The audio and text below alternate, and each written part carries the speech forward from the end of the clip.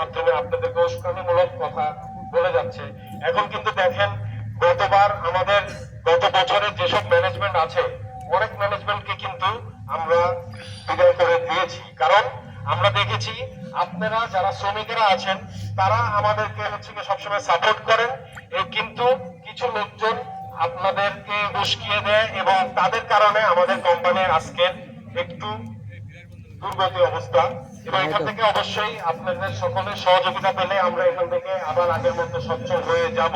আমার সব প্ল্যান ছিল যারা হচ্ছে অতীতে চলে গিয়েছে, যাদেরও বেতন এখনো হচ্ছে গিয়ে বকেয়া রয়ে গিয়েছে এবং হচ্ছে ফাইন্যান্সের বকেয়া দিয়ে রয়ে গেছে, আমি একটা বড় ব্যাংক লোনের জন্য আবেদন করেছি।